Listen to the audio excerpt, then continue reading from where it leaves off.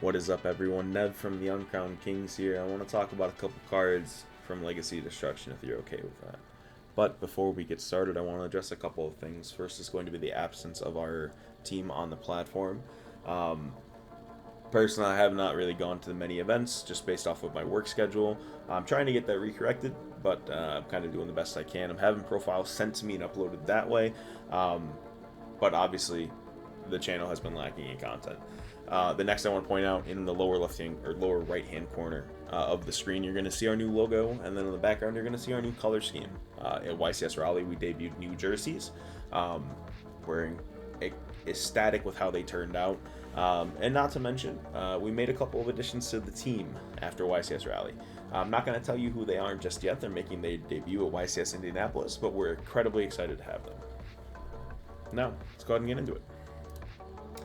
So the first card I want to talk about is Nightmare Throne.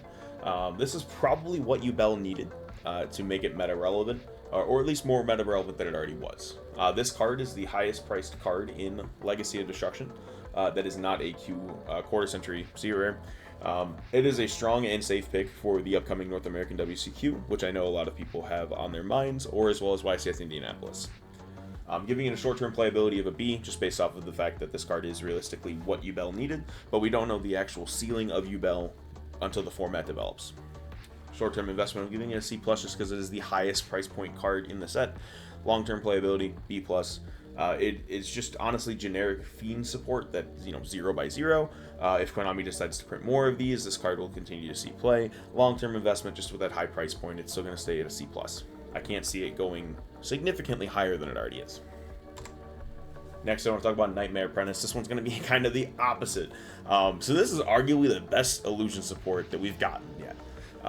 It might not see widespread play out the gate, but anytime that an illusion deck that comes out and it's meta relevant, this card will probably be in it, just based off of the fact that it's a easy cost to fulfill. It doesn't have to go to the graveyard. It can just kind of discard a card.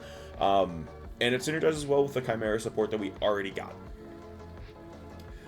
Giving it a short-term playability of C. I don't think illusions are there yet, and I don't think Chimera is going to be heavily represented in the upcoming month and format. Short-term investment, it is like the second highest price point card. So right now it's a C+, just based off the fact that if you're looking to flip these in the next month or two, I can't see them going any higher than they already are. But long-term playability, it's going to be a B+, just based off of the fact that it allows so many future ideas for the illusion typing to move forward, and with the investment being an A-, it's primarily because as soon as a broken illusion archetype comes out or is announced, this card might just go to the moon. Next is Diabels, which is another illusion support. This one's kind of weird. It's a walking floodgate. It is Diabelstar's counterpart, kind of furthering the lore aspect of the Snake Eyes decks and the other things going with it. It's loosely related to the White Woods archetype. During Infinite Forbidden, they all kind of do something with a Sinful Spoils spell in your graveyard. This card's kind of a walking anti-spell fragrance, which to branded players kind of scary. I think this won't see a lot of competitive play, but it is going to be a staple in decks that can utilize it, kind of like Chimera moving forward. I'm going to give it a short-term playability of a C+. I can't imagine seeing a whole lot of this card at upcoming events, but I wouldn't be surprised if it sneaks a win here or there. Short-term investment, I'm giving it a C just because it is the price point of around $20. Can't see it really going higher, but I can't really see it going lower. Long-term playability, again, C+. It's right now some of the better illusion support we've gotten, but the further the typing goes along, it might just end up changing that. Long-term investment, C+. Like I said, I can't really see it fluctuating too much in price. This card kind of has $20 stamped on it for the foreseeable future, in my opinion.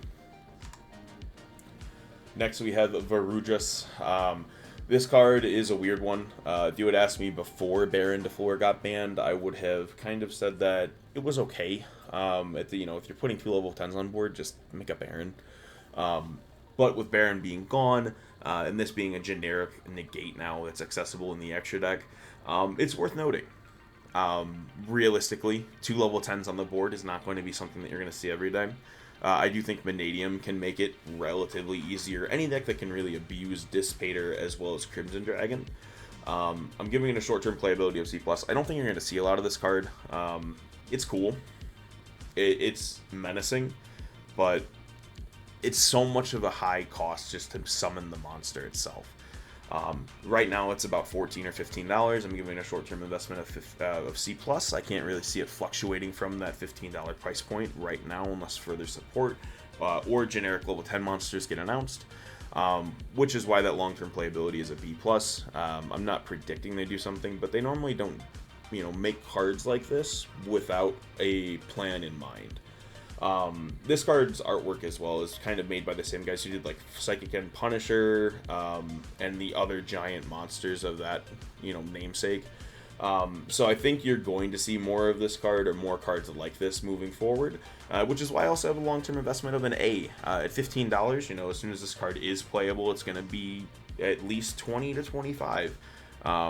And so while, it might not warrant the actual A, I just can't see this card actually really going down or just never being viable at all.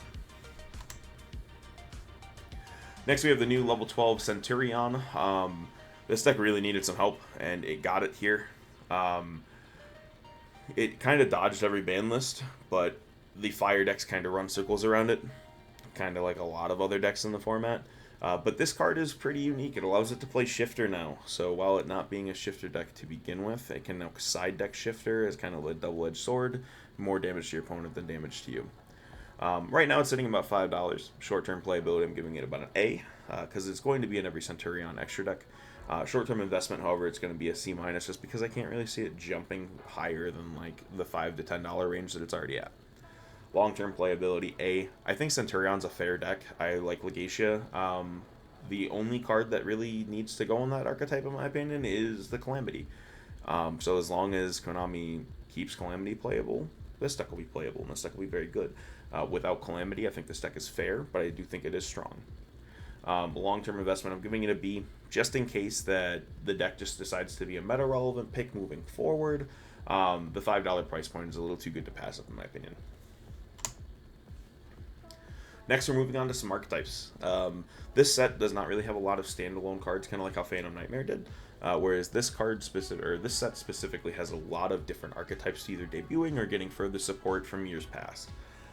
So with this archetype, that's going to be Shining Sarcophagus. It's the easiest way to go about it, otherwise by calling it like the Yu-Gi-Moto cards. Most of the cards in this set are counterparts to cards released like 10 or 15 years ago. Or cards that were super prevalent in the original Duel Monster series, kind of like how Gandora, Silent Magician, Silent Swordsman, etc. I did notice looking up in the set just for this video that this archetype takes about 40% of the available secret rares in the set. That is wild. It is getting more support in Infinite Forbidden. I read it over. It doesn't seem that great. So right now I'm giving a short-term playability of a D. The only card in here that really, stakes out at me is the quick play spell card that allows you to draw up until 6 cards with you activated in the battle phase. It's short-term investment, I'm giving it a C. All the cards are relatively pricey. You have like 3 cards that are like $13 and up, which is usually a bad thing to have if none of the cards are over $25. Your long-term playability, I'm giving it a D as well. I can't imagine these new cards, especially with the releases of Infinite Forbidden, that this deck being a meta mainstay. Long-term investment, it's a nostalgia-based archetype. I do think these cards are going to go up over time, especially the original printings of them. Next, this one's going to be fun. I love Lightsworn. This is one of the most popular archetypes in Yu-Gi-Oh's history. You have various distribution of rarities, which I think Konami knocked out of the park. Lightsworn Dragonling and Minerva are both ultras. Enlightenment Dragon, which I thought had secret written all over it, is now a super rare. A lot of the cards in the archetype are common. And with the reprinting of the original Lightsworn structure deck from 2014, I think this could be a rogue pick for a lot of players at the NAWCQ. Short-term playability, I'm giving this archetype a B, just based off of the fact that, any Lightsworn or any graveyard-based archetype are going to be benefiting from Lightsworn, just based off of the fact of how often they mill cards. Short-term investment, I'm giving it a C. The most expensive card is Dragonling at $15. Everything else is relatively low rarity or cheap, like Minerva's like $4 or $5 right now. Long-term playability, I'm giving it a B+. Right now, we kind of know what graveyard archetypes there are, but in the future, there's so many things that could change, like Shifter could get limited or banned, synergy, archetypes that get printed out that, randomly have synergy points with light monsters or graveyard based points. And then long-term investment of giving it a B. All it takes is like 1 or 2 people to top an event with this, especially whether it be Runic Lightsworn, Pure Lightsworn, Chaos Dragon Lightsworn, something along those lines. For Lightsworn Dragonling to be like a $25 to $30 card. Next up, Ragnar Rika.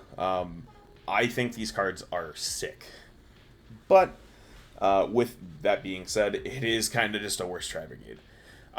And while Tri-Brigade benefited from being part of the Fallen of Albaz storyline, these guys are kind of just on their own. The artwork is awesome. It looks like a From Software game.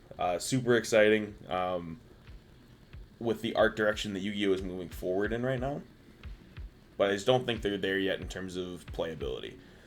This deck is getting support in Infinite Forbidden. While it's not a lot, it does help it move forward, and it allows any kind of archetype that utilizes plants, reptiles, or insects moving forward to now become Ragnar Rika support. I believe right now the best way to play it is with Oakdadix, but we're still testing that out.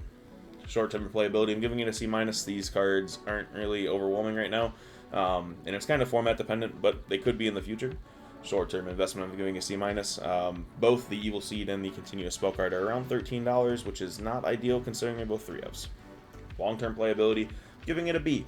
All it takes is Konami to decide to make broken reptile cards, broken plant cards, or broken insect cards, just to make this thing go to the moon.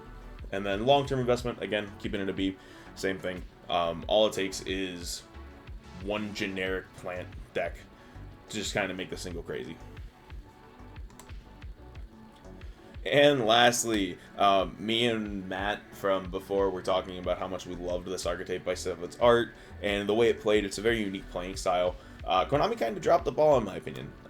It's kind of now randomly just branded support. And this also feeds into the From Software art design. But, I can't help but feel disappointed with the support. I had high hopes for it.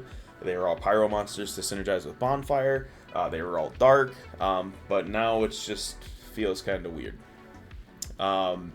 Short-term playability, I'm giving it a C-. It has a very unique playing style, but I just don't think it's something that can stick in the long metagame right now, especially if you take a Ashen deck to a 9 or 10 round tournament. I can't expect you to go, anything better than like 6 wins. Short-term investment, I'm gonna give it a B. It seems really weird considering I've just been thrashing on this archetype, but the most expensive card right now is the Vados for the, most expensive card in this set is Vados, and it's about $3. Everything else is relatively low rarity. Long-term playability, I'm giving it a C. There's going to be some chances where the original Vados out of Phantom Nightmare is playable, and the entire deck might be playable, but, I don't anticipate it. And long-term investment, I'm giving it a B. All it takes is Konami giving the OCG the Ashen Sport we deserved to make these cards kind of skyrocket. At this point, I don't know what it could be, but I'm not going to rule out the fact that they might do it. But anyway, that is all I wanted to talk about today. If you sat through this and listened to me yap for about 15 minutes, I do appreciate it. Hopefully these kind of videos are back on the channel more frequently, but who's to say? Like I said, we are so thankful to have the audience that we do have, and if you are new to this, please consider subscribing. If you think I missed out on anything, or am I wrong about a couple, long or short-term grades, feel free to let me know in the comments. But anyway, thank you so much. This is Neb from Uncrowned Kings. I appreciate you. Remember to claim your crown. Good night.